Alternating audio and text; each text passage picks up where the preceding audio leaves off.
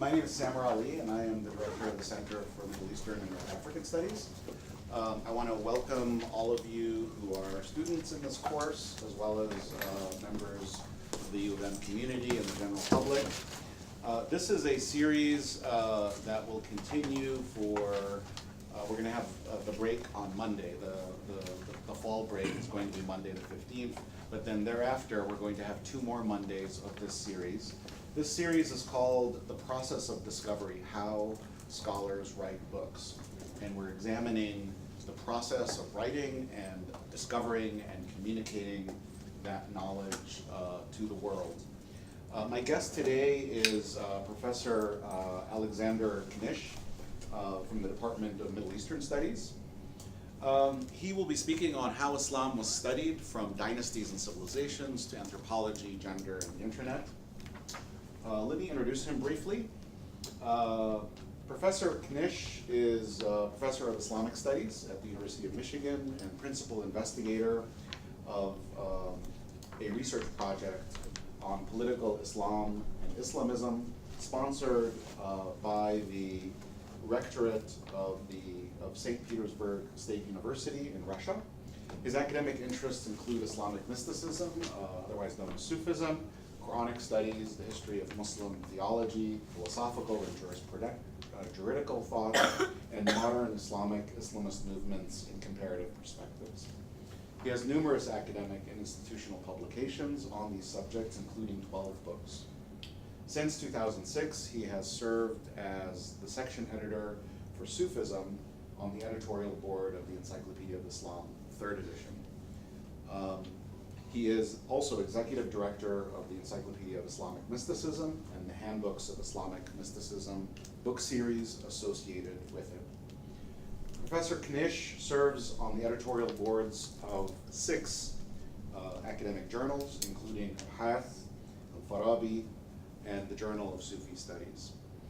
I want to remind you that, as tradition has it, at 1:20, we will ask for the room so that Professor Knysh and students can have a cozy discussion, and so members of the general public will be asked to step out, and that'll be at 1:20, and then we'll have 30 minutes of discussion sort of in this cozy setting.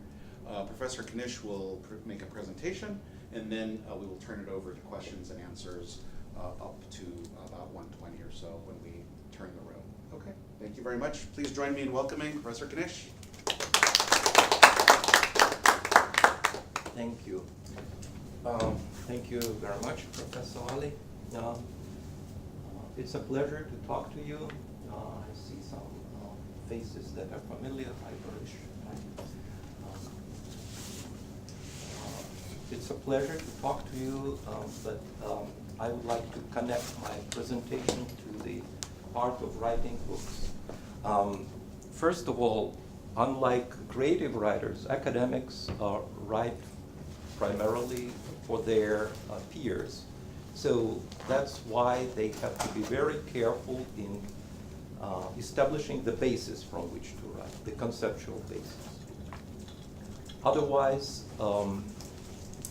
they will be met with the severe criticism. So when an academic writes a book, he or she anticipates the objections to his or her approach. And that makes it trickier than just fictional writing or just writing for the popular audience. You're writing for the hard-nosed colleagues of yours, and you know that they will have to find something, some gaps in your argumentation, and then they will savage you in their reviews. So you don't want to be savage, so you have to be very careful in selecting your approach, and then conceptualizing the subject matter, packaging it, and presenting it hopefully in a non-controversial and compelling manner. That these qualities make academic writing dry, because you have to be, you're writing for, not for a popular audience, but for a more specialized audience. And second, it requires a lot of footnoting. the footnoting becomes a nightmare when it comes to revising the text for the publication. You realize how many gaps are in your reference apparatus. You forgot the source that you used and even quoted from, and this becomes a nightmare. You wake up in the middle of the night thinking, in cold sweat, and trying to remember where this citation came from. And then you have to retrace your steps going back through your last 5 or 6 years. Usually it takes up to 7 to 8 years of your life to write a good book, hopefully. Sometimes you can see 2 books here. One is written for a specialized audience. The other is more popular and is used as a textbook for my course. The latter book, that is the Islam in Historical Perspective, is a general introduction to Islam.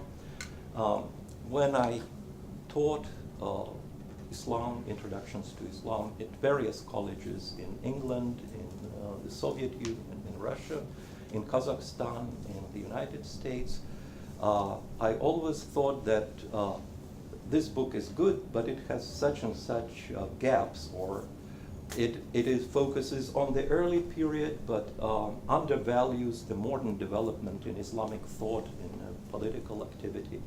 Therefore, eventually you realize that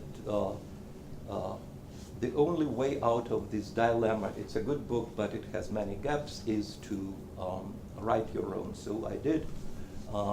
At first it was published by Pearson, Longman and Pierce in the original edition, and then I had to update it and actually rewrote it for the Routledge, the international publisher, one of the big sharks that eat up or gobble up all other smaller publishers, including Curzon, for instance, and so forth. But I will be happy to answer your questions about the cutthroat of academic publishers later, cutthroat world of academic publishing later, if you're so inclined. So to write as I say, a book, you need a conceptual framework that it cannot be absolutely ironclad, but it can be at least a solid base that will not crumble when you put your argument on its top, when you use it as the construction side. So, here I would like to pose the questions that I posed to myself when I designed my own 2 books. The book on Sufism, which came out very recently, it's a book, as I say, in which I demolished my old first book, which was called Islamic Mysticism, A Short History. It wasn't short, but it turned out to be in the title. It was pretty big. But I abandoned the approach in that previous book, which was chronological and regional, and adopted a completely new approach in this book. I will talk about this later. It's a more theoretical book, I would say more erudite book. It sounds self-complimentary, but it is. Before writing about Islam, one should ask, how should I approach my subject? How can, in so doing, I would avoid self-servingly shaping it in accordance with what Marshall Hodgson calls one's scholarly pre-commitments. Marshall Hodgson is the author of the famous book, The Venture of Islam, which was published after his death by his students because he didn't live to see it published. He died on a racetrack in Chicago. He was based at the University of Chicago when he was, I think, 46 or so, very young age, trying to overtake a younger runner. But I'd add that it is not only scholarly pre-commitments that we're dealing with, but also personal pre-commitments and biases that spring from the scholar's own identity and positionality as investigator. So you have to examine your own biases, then be frank about them, and also be realistic, what you can say and what you cannot say about such a huge topic as Islam is. You are very selective in your approach. You focus on certain individuals, neglecting others, and you have to be frank that you will never write a comprehensive history because, according to Hyde and White, it's all historical scholarships are but tropes of the subjects, just the gist of the subject extracted by the writer out of an infinite number of facts, dates, personalities, and so on. And then you should think what your concept of Islam will, in this case, religion or Islam, will cover. It's religion, definition of religion, theology, practice, ritual, state legitimization, which is one of the major functions of religion, as you know very well, even in this country.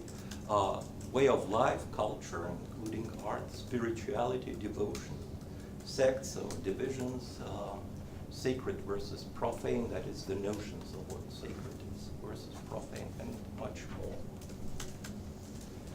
And we have a major expert on religion here speaking, Bruce Lincoln of University of Chicago, on the predicament of studying religion. Any one definition of religion that privileges one aspect, dimension, or component of religion necessarily fails, for in so doing it normalizes some specific traditions or tendencies therein, while simultaneously dismissing or stigmatizing others. So it's a pessimistic prognosis for everyone who would like to write about religion. Nevertheless, Bruce Lincoln proposes a four-partite definition of religion. Religion as a discourse, it is teaching or doctrine, we use different terms, that claims to transcend the human, the temporal, and the contingent. Religious spokesperson insists that it represents an absolute, unassailable, superhuman human truth about God, the universe, and the human condition. By accepting this truth and acting on it, the faithful are bound to achieve salvation in the hereafter, or to be more precise, they are promised by the leaders that they will achieve salvation in the hereafter. Because actions are required of the faithful to achieve this goal of salvation, the discourse defines the principles aimed at establishing and maintaining a proper social and moral ethical order, as well as reproducing human subjects committed to its discourses, that is, to the values outlined in the discourse. So this brings us to the necessity of realizing the practical guidelines of the religion outlined by its leaders. I emphasize the role of leaders because it's my own contribution to the four-part analytical system established by Bruce Lincoln. The leaders of the community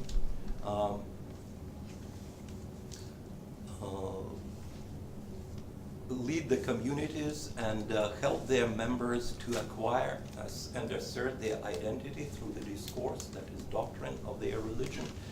And they also lead the community in their actions, everyday actions related to their personal lives, and also the overriding goal of achieving salvation in the hereafter. Finally, religion is also institutions that regulate religious discourse, practices, and community. Their other goal of the institution is to reproduce these three components of religion that I outlined above, over time, modifying them as necessary. Religious institutions are, and this is my own number 5, the 4 sections of this scheme were designed by Bruce Lincoln, who also uses Ninian Smart, the British scholar of religion, to identify the major components. I add leaders very emphatically because I see them as crucial for the success or failure of the enterprise named religion. Well, their actions are outlined here. They supervise religion's rituals, formulate and enforce its moral and ethical values, defend it against criticism by outsiders or infidels, and insiders, heretics. Finally, yet importantly, the leaders nurture and guide the community of devotional commitment that follow the precepts and requirements of a given religion. So after this introduction and this 5 elements of religion appear at the beginning, at the introduction to my Sufism book, the latest book that I've written. But before writing it, I had to internalize, assimilate, and process the previous approaches, and the rest of my presentation will be devoted to how Islam has been approached by Western scholars and by insider and also by Muslim scholars, mostly trained in the West, since the middle of the 19th century. So Islam can be imagined, can I quote Hayden White, American scholar, distinguished American scholar of historiography, as a chronological progression of historical events, religious, social, and intellectual movements, and personalities in the areas in which it was and still is predominant form of devotional commitment. So the first thing that the first Muslim Muslim histories of Islam that appeared in the West focused on the dynasties.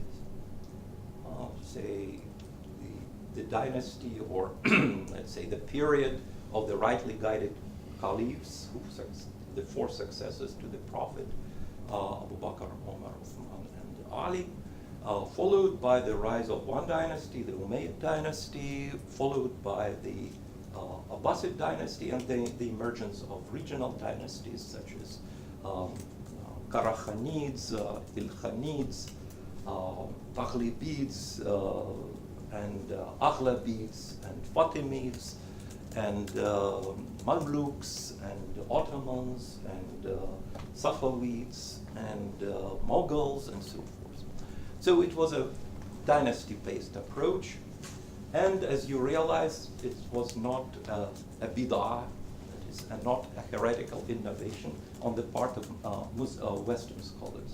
They simply used the chronological structure and the dynastic-based historiography of the Muslim sources that also write about the history of the Umayyads, the Abbasids, the Mamluks, the Fatimids, and so forth. So, in other words, the Westerners simply adopted the dynastic principle, but gradually this principle was abandoned as outmoded by the new focus on Muslim societies. Ira Lapidus' book, A History of Islamic Societies, is a typical tribute to this society-based approach. Alongside a dynastic and regionally focused social historiography of Muslim communities, we find a rich crop of historical surveys of Islam. So at first the societies were studied, but then the elements of these societies, or I would say ideological underpinnings of this society.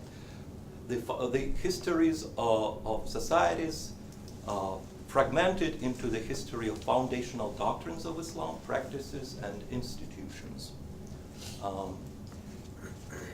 So, and here we, under this rubric, we find a lot of scholarship on the educational institutions, military institutions, army, navy, Muslim, Islamic use of different technologies, military technologies.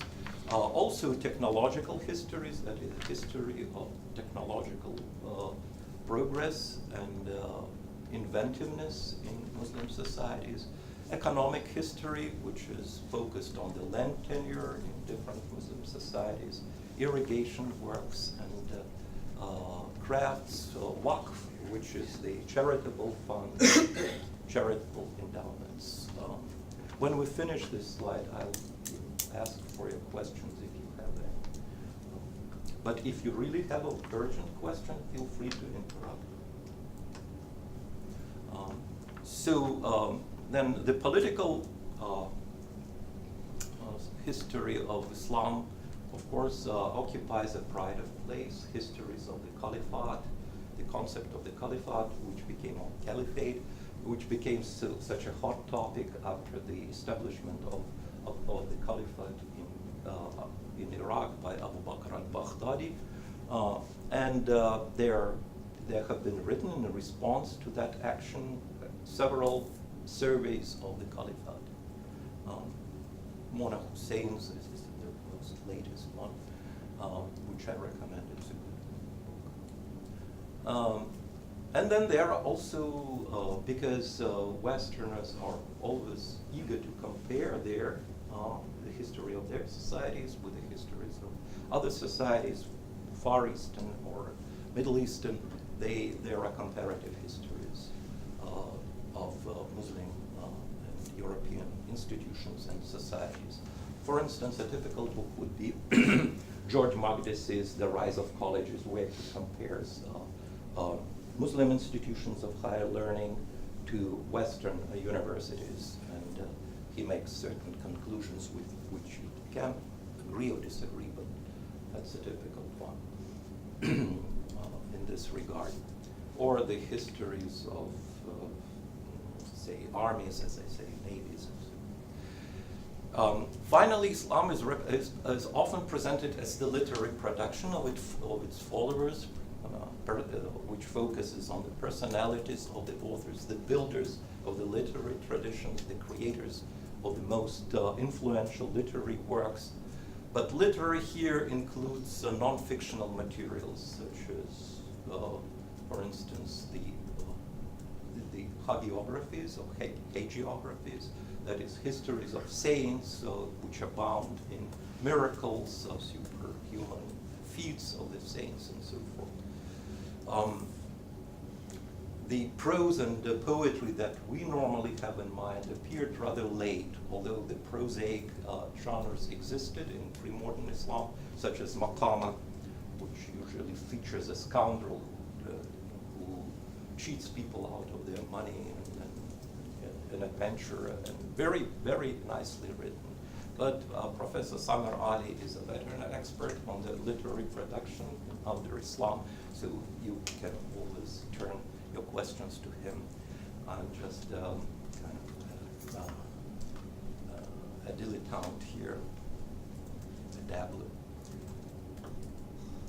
Here, the last point, and also this military technology, economic factors, the endowments, charity, raises the question of where religion stops and culture begins, or economic begins. This is the biggest question that will come to haunt every scholar of Islam or any other religion for that matter.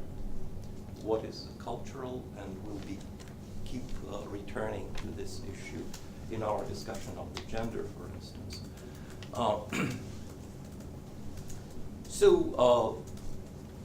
As any historiography of Islam very eagerly and avidly reacts to the development in Western historiography or in Western culture or intellectual production. For instance, I told you this shift from dynasties to societies occurred after Durkheim and other sociologists of the late 18th, early 19th century came up with the idea of society as the unit for study. So the same now happens in the field of Islamic studies, where there's a very strong focuses on the demographics of the societies. Also on the role of epidemic diseases in shaping the history of the societies, its macro histories. In particular, how the plague, for instance, affected the European societies, decreasing the population, making, for instance, the peasants, putting the peasants in a more advantageous position vis-a-vis their lords, and giving them the power to negotiate, which other societies didn't experience. Polish society or Russian society didn't experience. So they had serfdom and bondage all the way until in Russia 1861, when finally the serfdom was abolished by the king, by the Russian Tsar Alexander II, my namesake. So such histories, although they usually feature the word Islamic or Muslim in their title, they are actually about something that is not directly relevant to Islam. And again, it raises the fraught issue of what is Islam. And we have a wonderful book by the late Shahab Ahmed, which I reviewed when it was in press and recommended it for publication, where he actually says that practically everything that Muslims do is Islam. And I'm, of course, stripping his argument of many niceties, but that's what he says. Including, for instance, a Sikh who jumps into the wrestling pit crying, Ya Ali. It's also an act of, because it happens in the Muslim lens, it's an Islamic act.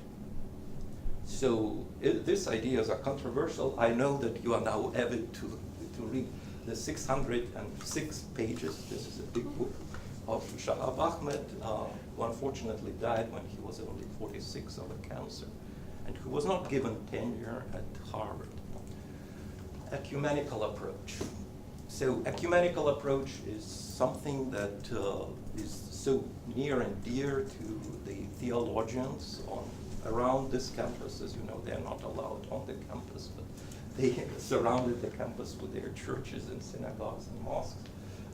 So it's just the decision that was made by the founding fathers of this university not to allow religion. That's why we never have had a strong religious studies program, and it was actually disbanded in the 1990s, in the middle of the 1990s. It's now revived in a very unusual kind of, and weak, I would say, condition, but still it exists as a program shared by many departments. For instance, Asian languages, Middle East studies, sociology, American culture, and so forth. So I promised you a time for questions. If you have any urgent questions that you would like to ask of me before you start to fall asleep.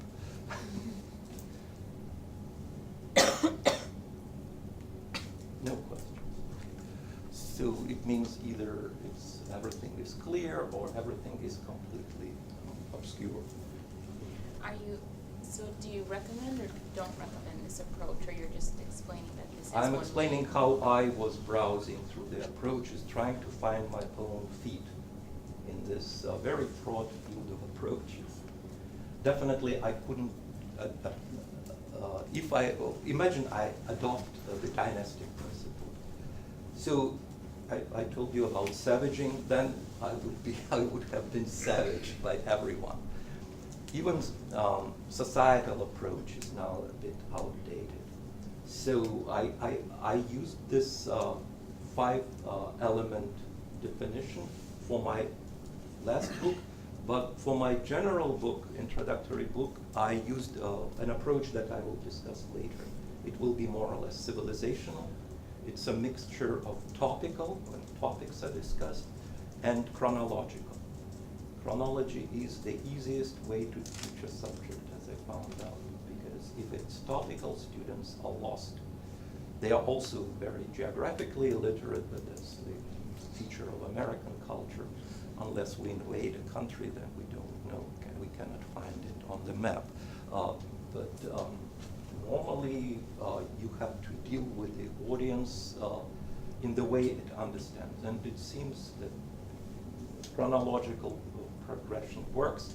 But if you want to discuss any particular subject, such as practices and Islamic life cycle, you have to stop, to pause and delve into it in depth. And there you mixed modern developments with pre-modern. Or you try also to stick to the chronological progression of certain ideas and practices within that particular. But otherwise, the string is chronological. And you use it as a guideline to present. So the ecumenical approach, are there any other questions? Yes. Jesse. So you started off the presentation just talking about thinking about a research project or beginning of a project, thinking about your biases that you bring to the table. And I was just wondering if you could share what biases you think you might bring to this particular project. Well, it's a pretty hot topic, but unbeknown to me, it's Islam and Russia. So, first of all, I was born and raised in the Northern Caucasus, North Caucasus, among Muslim populations, the Cherkess or Ardiks. And so I was exposed from an early age to that Islamic practices. So it's a kind of return to my origins. So the book is called Islam and the Empire in the Northern Caucasus, in the North Caucasus, and it deals with the Russian conquest of the area and how Muslims mobilized, how they were fragmented along tribal kinship lines, feuds and so forth that had existed for many centuries among them. But they had to unite because they were fighting a very ideologically powerful and militarily powerful empire.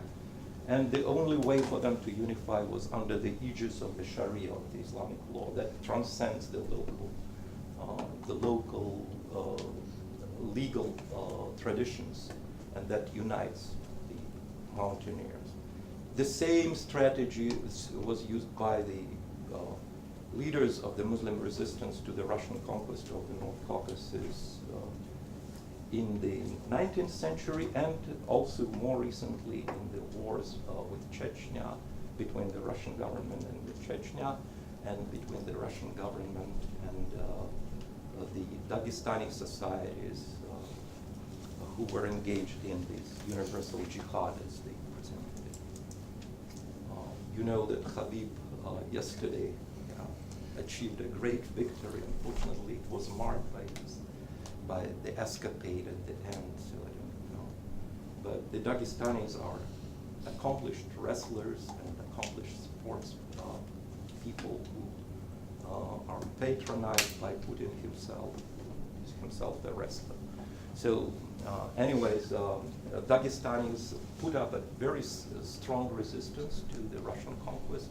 The leader of the resistance, called Shamwil, this is his original name, but now called Shamil in the Arabic sources.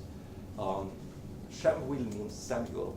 So anyways, he was the greatest leader of the rebellion, and I focus on his personality and also on his strategy, how he managed to unify the Chechens, the Ingush, the 20-some nationalities of Dagestan into a formidable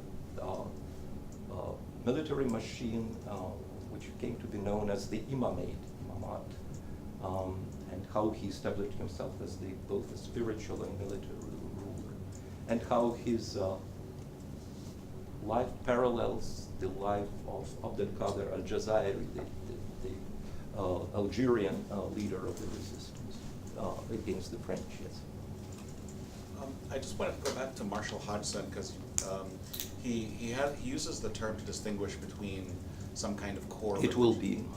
Huh? I will address it Okay. momentarily. It will be Alright. the civilizational approach.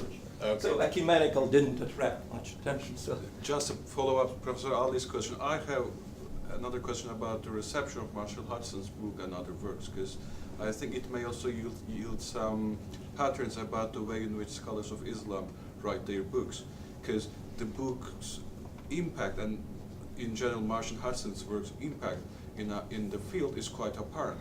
We are talking about the terms or concepts introduced by Hodgson and kind of locating ourselves vis-a-vis Hodgson. But I think the book has become one of those books that are usually cited but not read. And at least, say, for Islamic survey courses, nobody assigns chapters from Marshall Hodgson, because sometimes his jargon and the way he drafted his book may seem a bit difficult to penetrate in. But could this be also a price a scholar have to pay? yes, Well, for it- self-reflections.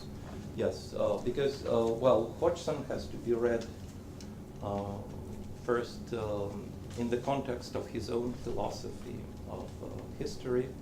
He begins. He spends almost 200 pages discussing the conceptual apparatus he's going to use.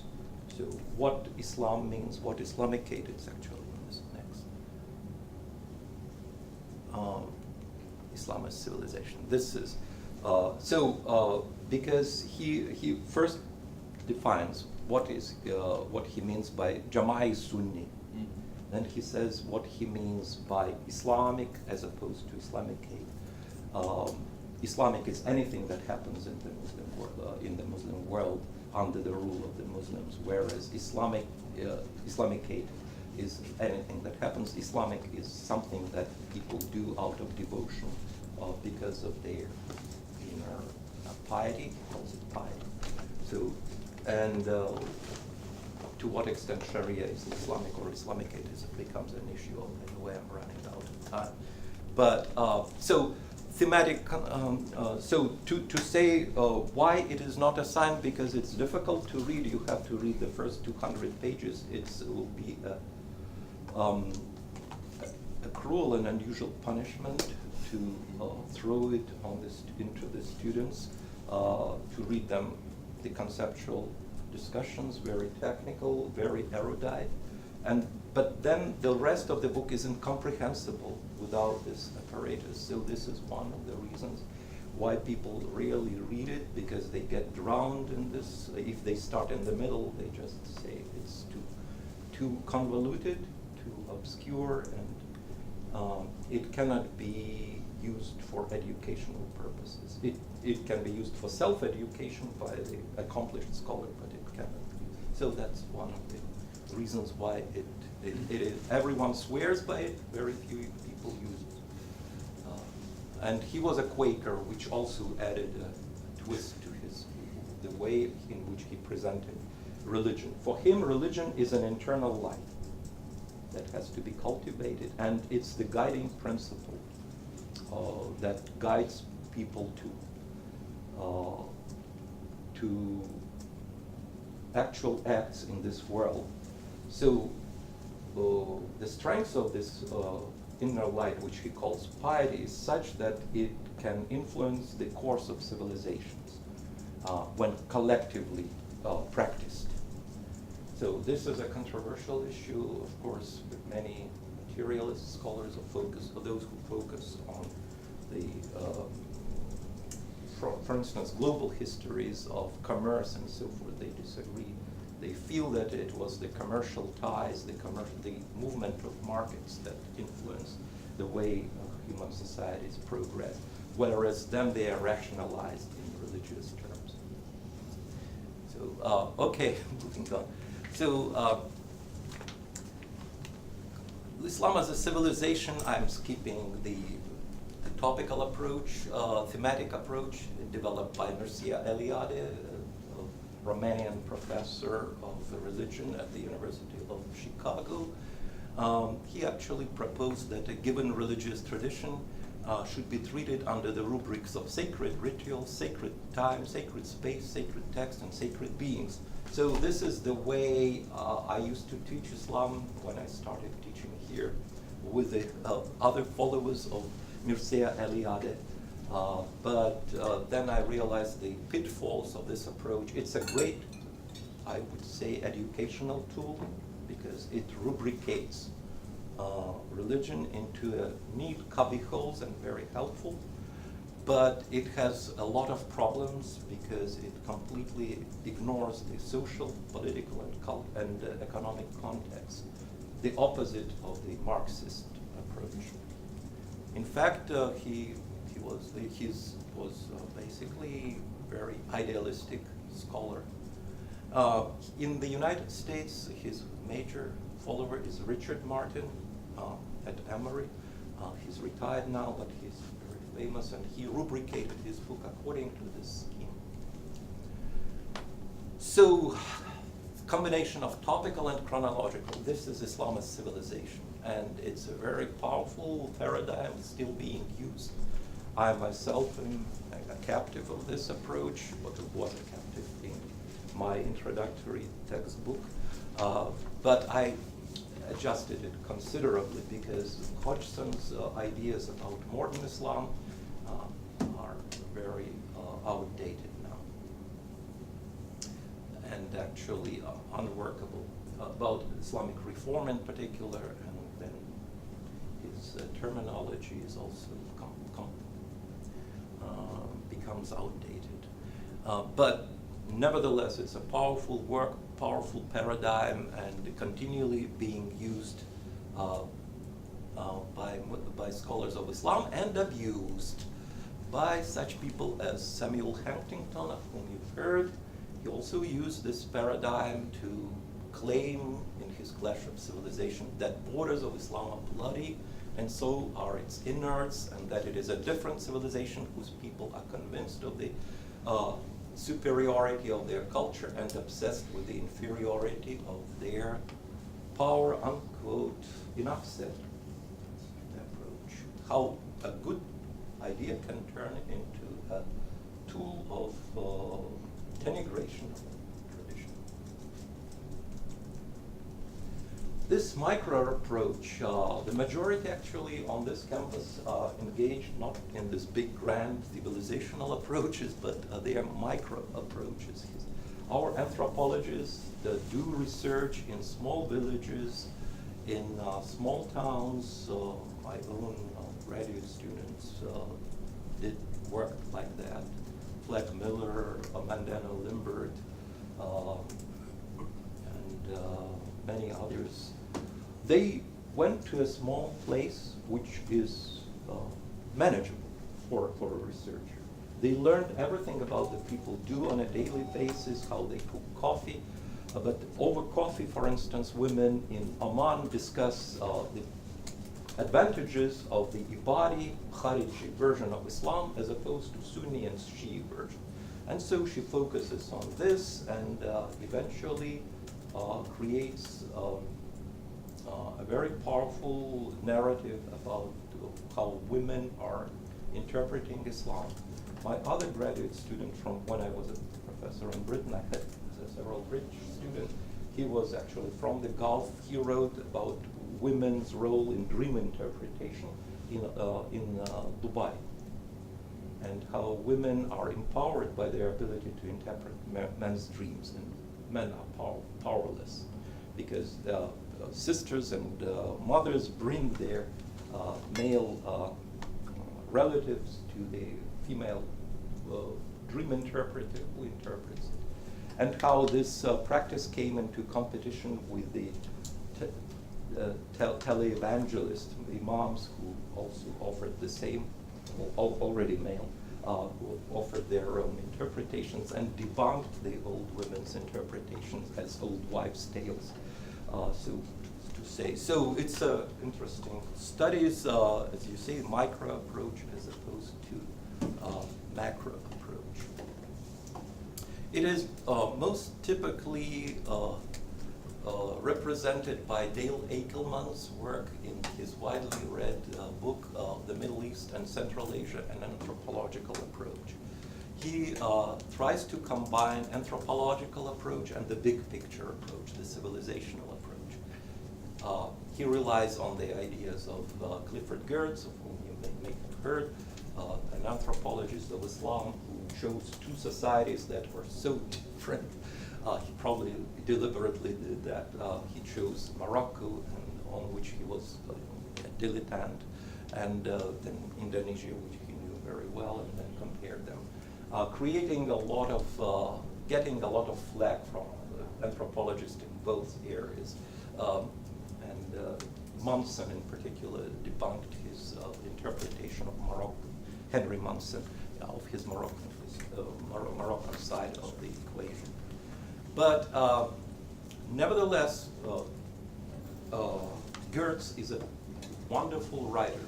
When you read it, it's so convincing that you leave his book and you go under his spell for years. His book, Islam Observed, has become a very important contribution to the field of Islamic studies and should be read by everyone. Interpreting Culture, I also recommend. But now you can see the intellectual evolution of Dale Eichelman, a student of micro approach in Morocco. Then he, of course, constantly refers to Geertz, and gradually he also recognizes that students in his classes are not interested about the life in a Moroccan village. They are interested in what the Americans call, students call big picture. And the big picture has to be combined with the anthropological approach. So he says, I'm making use of microsociological techniques of anthropology in order to offer an alternative to the tendency to speak of tribes, peasants, or of rulers and ruled as if they are stock characters in a sociological morality play. So this is his creed. So Islam as art and architecture, we can talk about this. But we have a wonderful scholar here, Christian Gruber, who teaches Islamic art. She will talk about her research on the 15th of October during the fall break. That's their choice on why they chose this time on the 15th at 4 o'clock. It is part of the Islamic Studies series of lectures.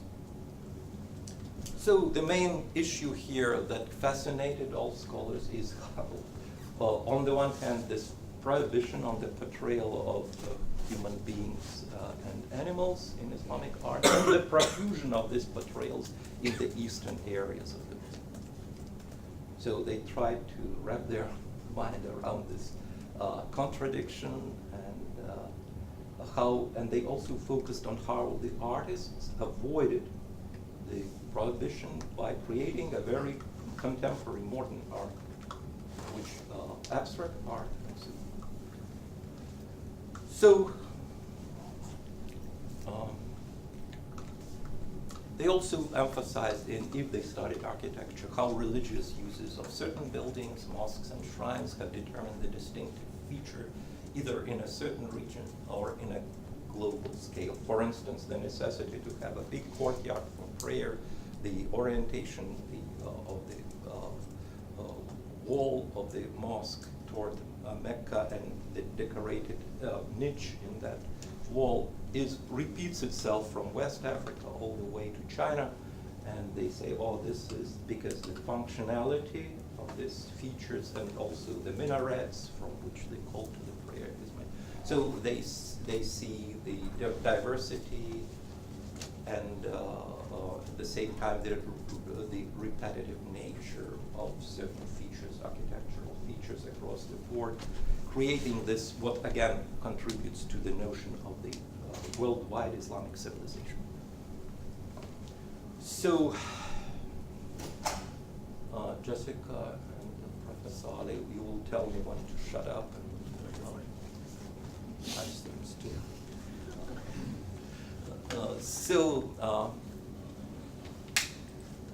Today, history, that we face a paradox when Western trained and non-Muslim people of non-Muslim Western trained background write history of Islamic spirituality as if they are located inside the tradition.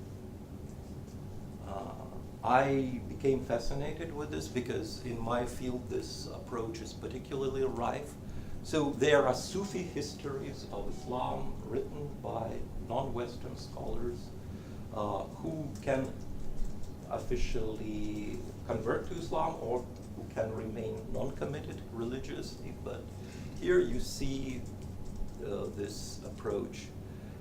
In my book, I use the 5-part approach to Sufism, in which I claim that Sufism is nothing else but Islam in miniature.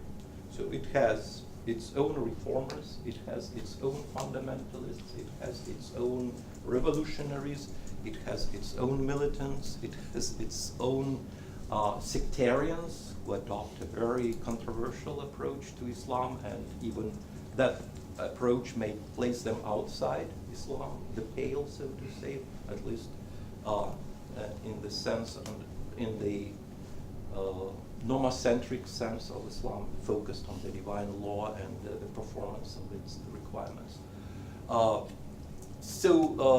In my field, I treated in my book Islam Sufism as Islam in miniature, focusing on the role of the leaders, namely Sufi sheikhs, murshids, ustads, and peers. Ustad means actually professor also, but in some areas it also the name of the Sufi master. In India, Sufi masters are called gurus, also the Indian word. So I focus on the role of the world that these leaders create.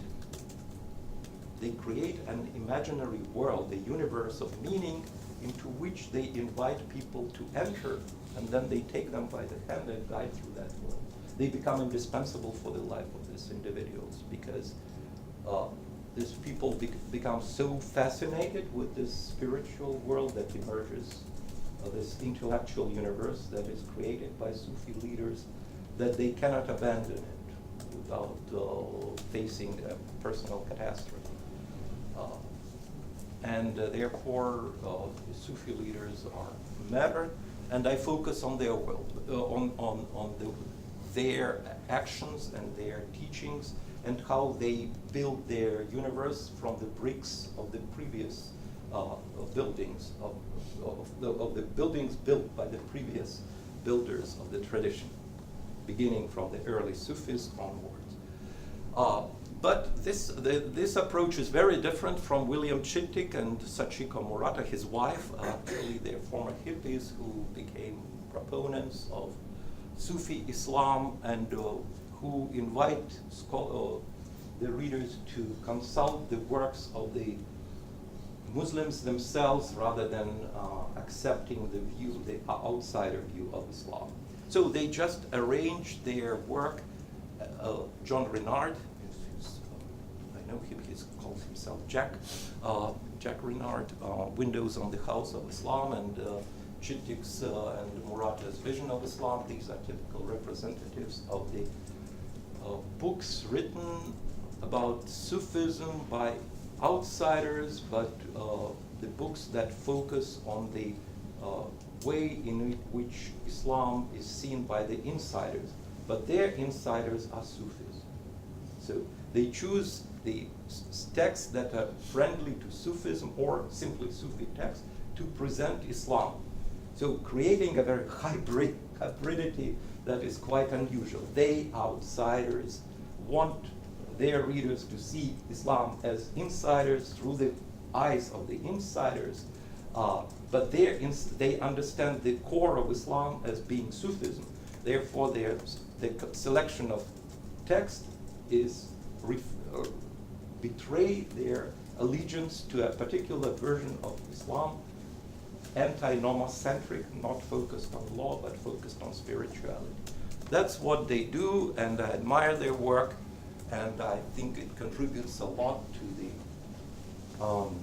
to the dialogue among the civilizations and communities. And but whether or not I, as academic, agree with them, it's a different matter. I see it as not really a fully academic exercise. And why the intellectual background of this approach to Islam is called traditionalism or perennialism, called traditionnel in French, which focuses on the wisdom that exists in all religion and which is unchangeable and transmitted from one religion to another. And this wisdom in each tradition is represented by this spiritual elite, intellectual elite. For Chittick and Murata and Renard, it was Sufis. For Henri Corbin, a French scholar, it was esoteric tradition of Shiism, Ismailism, and Sufism. So finally, well, I still have a lot to say about the internet, but I probably will stop shortly to give you some respite. Another aspect of Islam that attracted Western scholars and which they came to appreciate is its polyphony. Because there is no church, there's no institution of church council that would articulate and enforce the one creed. They had developed an idea that Islam constitutes a doctrinal and practical polyphony, pluralism, and freedom from constraints of an orthodox, official orthodox creed. Whether you agree with this or not, with this evaluation of the polyphony of Islam, it's a different question. You decide whether it was right or not, but the liberal-minded scholars of Islam in the West were attracted to this polyphony, and they started to write histories of free thinking and heresies in Islam, and also focusing on the diversity of opinions. Muslims did not necessarily appreciate that. They saw that as an attempt to undermine the unity of Islam. When I mentioned the diversity, I remember at a conference in Moscow, the Saudi cleric stopped me and said, Al-Islam wahid, Islam is one. And that was at the time they sent tanks to Bahrain to suppress the Shiite rebellion. It sounds so kind of strange to me, but I'm sure the scholar was convinced that Islam was one. There are some bad actors who make it many. But again, this fascination with polyphony is a tribute to the Western notion of democracy, free thinking, disagreement at a price, and of course there is a number of prophetic hadiths that stresses that al-ikhtilaf, that is disagreement, is a blessing of my community or mercy for me, which they use, of course. And then this brings up the question of the accuracy of the terms, which are often applied to Islam, such as heresy, heterodoxy, orthodoxy, sect, and so on. I try to avoid the word sect throughout my books, and it results of many, many communities of spiritual commitment or intellectual commitment. But of course, the Shiites, to call the Shiites a sect would be ludicrous because they're a huge number of people. And this sect and sectarian in European and Western and Christian tradition carries very negative connotations. And these are the names of the people in the West who appreciated this polyphony and who wrote about it with great zest. Montgomery Watt, Wilfred Madelung, Stanislav Prozorov, my tutor in Leningrad, St. Petersburg, and Patricia Krum. Islam and gender. Well, I already mentioned to you the difficulty of separating culture. I should stop, right? Yeah, sure. Yeah, so just this slide and done. because it's important. I told you the difficulty of separating culture and actual practices in a given area from the injunctions of Islam. Is it Islam that oppresses people, or is it the patriarchy that oppresses people? It's a constant refrain in the studies of gender. So today's approach is that the practices that disenfranchise women are either external borrowings from other civilizations. This is Leila Ahmed's thesis. She places the blame at the doors of the Byzantine Greeks and also the Persians, the Sasanians, who, as you know, had many wives and they're buried down with the husband. The same in India to some extent. And so Islam, original Islam, according to Leila Ahmed, was innocent of all this misdeeds, mistreatment of women. So it was the Abbasids who were Persianized and adopted the ethos of the Byzantine and Persian societies who made Islam misogynistic, male-centered, androcentric, and so forth. But Hodgson himself talks about the harem culture. Nabia Ebert and Leila Ahmed talks about the 3 strikes against women: concubinage, harem, and polygamy. And they discuss how they emerged, studying early Islamic sources, trying to find the hadiths that confirm the central role that women played in the early societies. So, as you can imagine, this is a broad field, which I do not specialize. I'm not a specialist. We trained one of the major, Michigan trained one of the major representatives of rethinking Islam along feministic or pro-women lines, Amina Wadud, for instance. But there are many others. Leila Ahmed and Nabia Ebert already mentioned.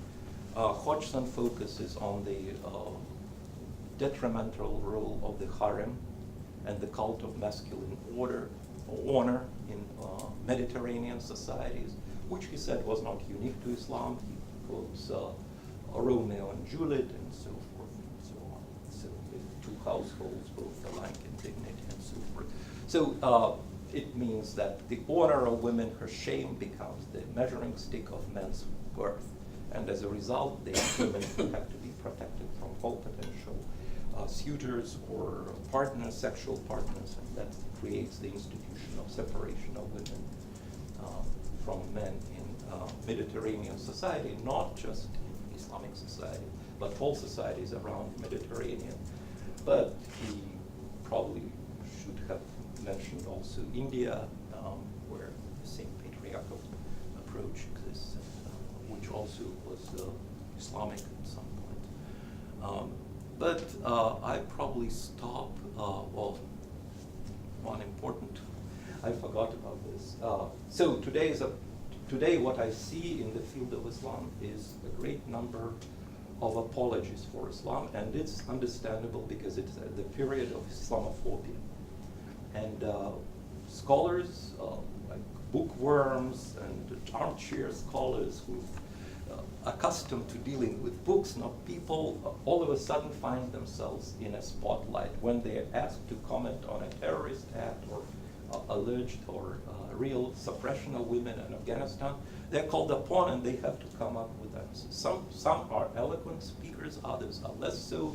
Some cannot express themselves well in the public and in accessible terms, others are not. As a result, we see all members of our profession being called upon. There is a demographic change. There are Western spokesmen for Islam. Here the names: William Chitty, John Bernard, John Esposito, Carl Burns, to name but a few.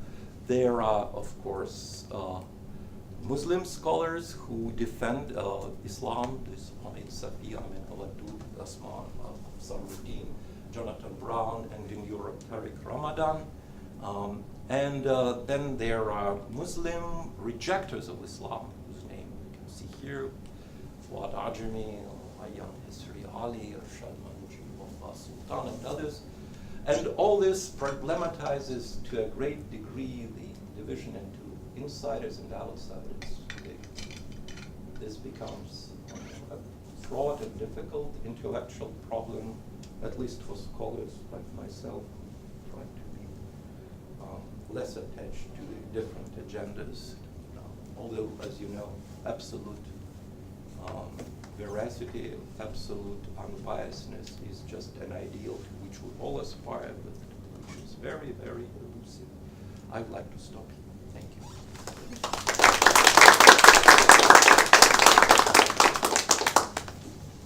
Okay, we have time for questions, and about, let's say, 1:25 or so, we'll turn the room and get into a circle for the students to have a discussion. Okay, questions?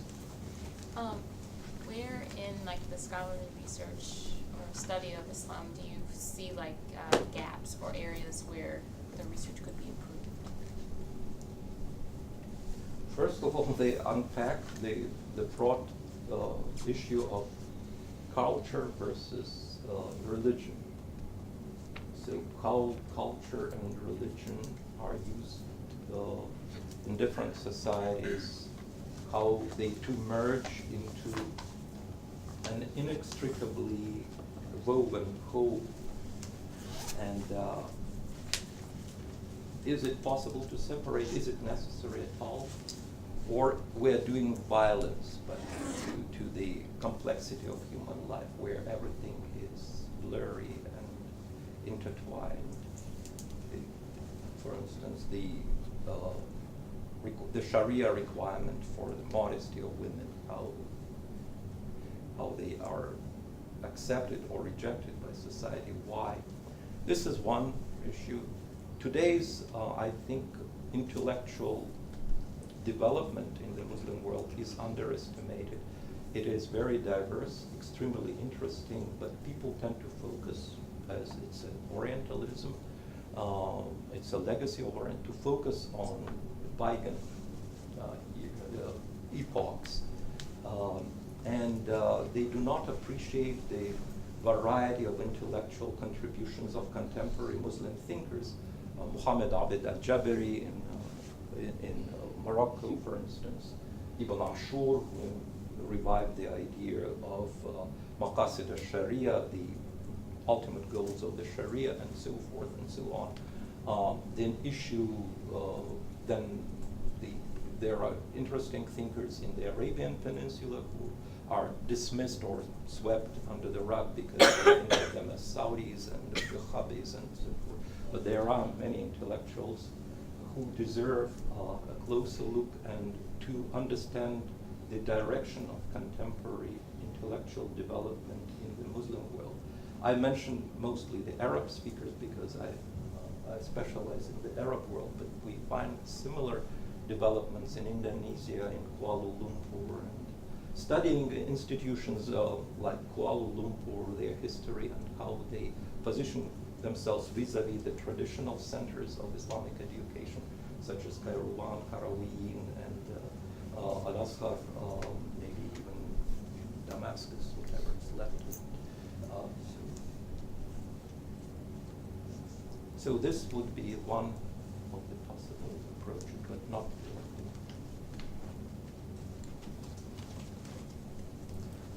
Islam on the internet. I forgot to mention this. It was in my presentation, but it's been studied. It's I Muslims. It's a book, I Muslims, and Wired Islamic World. I Muslims and E-Muslims, E-Muslims, I think, Gary Plant. So this is another promising venue for study. So very early on in your presentation, you mentioned how your new book on Sufism was a huge shift from your initial approach. In the book itself, did you acknowledge that shift, and how did you kind of explain it, or what are the pros and cons of acknowledging and explaining a shift in your approach? Well, it's simply, one book was written in Britain when I was writing it for my students to explain to them what Sufism is all about. So it was very factual. And then in the introduction to my new book, I say, yeah, that was important. It was a textbook. I needed it, but today I need to engage Sufism at a higher discursive level. I realized how close the interaction was between Sufism and not just mainstream Islam, but other religious traditions. For instance, in the realm of exegesis, interpretation of the Quran, how Sufis came up with basically the same ideas as mystical philosophers in Christianity, such as Meister Eckhart and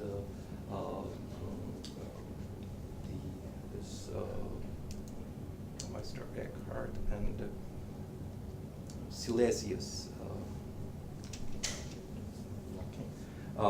and also Rosenkranz and others. So I criticize myself for being too factual and not too sophisticated enough. But I say it was necessary at that stage. Now it's time to consider Sufism in a broader context and also focus on how it actually exists in concrete society. The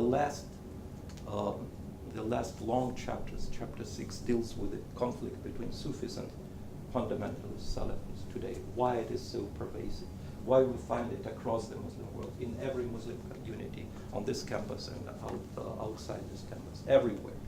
There are admirers and strong rejectors of Sufism, and what it tells us about the intellectual development of the Muslim society over the past 200 years.